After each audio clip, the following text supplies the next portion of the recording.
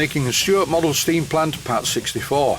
Removing the masking tape and sanding the baseboard using old 4-inch wide sanding belts cut to fit my Orbital Sander, followed by the first thin sealing coat of polyurethane varnish. The job begins by removing the masking tape. A viewer wrote in and said, when I use masking tape I fold over the end, it makes it easier to remove, and yes, I would agree with that, but only if I was sticking the masking tape to a shiny surface, and this rough mahogany planking is anything but a shiny surface. A problem that I sometimes encounter when removing masking tape from jobs like this is it sticks to the superglue around the edge, but not so on this job. The masking tape was very easy to remove. As I'm removing the masking tape, I'm not really looking at it, I'm looking at the pieces of wood around the edge, and they all appear to be stuck down very firmly. In no time at all, the last two pieces are removed and the board is now ready for sanding, but I'm not going to do this inside the workshop. I'm going to use the picnic bench outside the workshop, and I'm starting on the underside. First of all though, it's top tip time, and this is a really good one. In my left hand I am holding a worn belt from my 4-inch belt sander, and what I've done with one of these belts is chop it into sections that will fit on my Orbital Sander. This is not just an economy measure, it makes a lot of sense. I chopped up the first sanding belt using this very old pair of scissors. They were made in Sheffield. And what's interesting is the company who made these scissors is still in business and still making them. Because the sanding belt has only ever run in one direction, that's the only direction that's worn. When I fit these squares of sandpaper to my Orbital Sander, not only are they very sharp, they're very durable because they're on a cloth backing. One of the techniques I use frequently is to fill cracks in the wood with cyanoacrylate adhesive and then sand it off, which fills the gaps. But unfortunately doing this does make a mess of the sandpaper. When it looks like this, it's time to change it. I'm sanding the underside edges first. My logic for doing this is just because I don't want to put the mahogany surface onto a rough picnic bench once it's been sanded. By doing it this way, I get the bottom part completely flat. In an earlier episode I painted the underside of the board with some black paint, and before the job is completed I will spray some more paint on the underside. There is, however, a lot more to do before I think about painting the underside. Here's an example of gap filling. I'm using cyanoacrylate adhesive or super glue to fill the cracks. Then I wipe off the surplus with a cloth and re-sand the area, and all of the sandings fall into the gap and the gap disappears. Simple but effective. Any woodworking experts out there, please don't write in to tell me how to do it, because I'm doing it this way. And I've made a lot of these baseboards and every one of them's been okay. My methods are often unorthodox, but they work for me.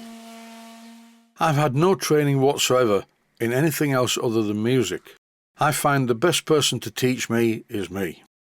Just by repeating jobs, I get better and better at it the more I do. In this clip, on one of the corners and part of the way down, there was a slight gap, which soon disappears by using the method that I mentioned earlier. With this Orbital Sander, the best way to use it is to work it in a rotary motion, but to be honest, it doesn't really matter at this stage. There are discrepancies between the thickness of the top planking, and I need to get rid of that, and also fill gaps like this again. At this stage I think it would be a good idea to mention that I'm using mahogany planking to simulate floorboarding, and here you see me using cyanoacrylate adhesive once again to fill random gaps between the boards. There's nothing different here to what I'm doing on the edges. Apply the cyanoacrylate adhesive to the gaps, wipe off the surplus, and then sand away with the sander. I've made quite a lot of videos showing this process. It is a bit repetitive, I know, but I can't help it. I'm making a baseboard. This is a one-off, but I have made similar baseboards before. I've had comments from viewers telling me that this adhesive is not waterproof, which is a bit odd, as water makes this glue go off very quickly. And also when using mahogany, you can see it seeping through all the pores in the wood.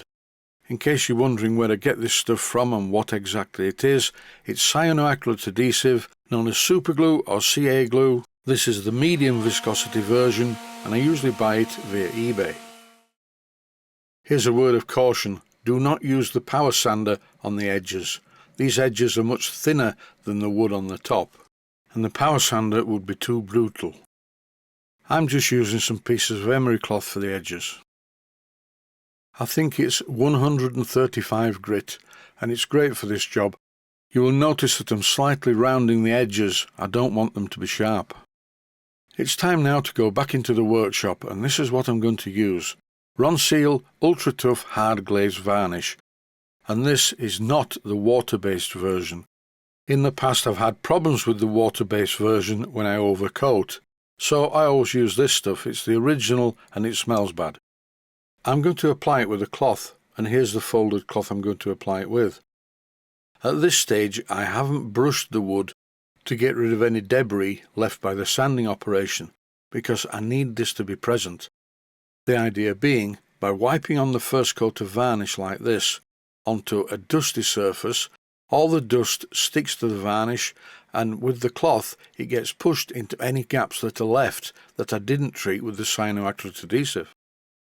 None of these strange techniques are by accident. It's just what I've found out over the years, and it works for me. This is the first coat, and I'm applying the varnish across grain and with the grain, but the final rub is always with the grain. The viscosity of this varnish needs to be quite thin, like it is with the new tin. If you're not using a brand new tin of varnish and the varnish has got a bit thick, it's a good idea to thin it out a bit with white spirit first. This is a very thin and quite rough first coat.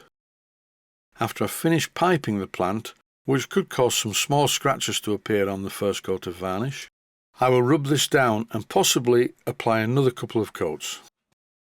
It's a bit patchy at the moment, but it doesn't matter because this is only the sealing coat. Please continue to watch the series to see how it comes out in the end.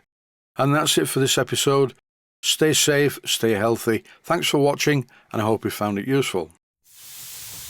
Please take the time to visit my Mainsteam Models website and click on the section of the website that says Video Playlists. And by doing that, you can find other videos that you may like to watch. And by using the playlists, you can actually watch the videos back to back.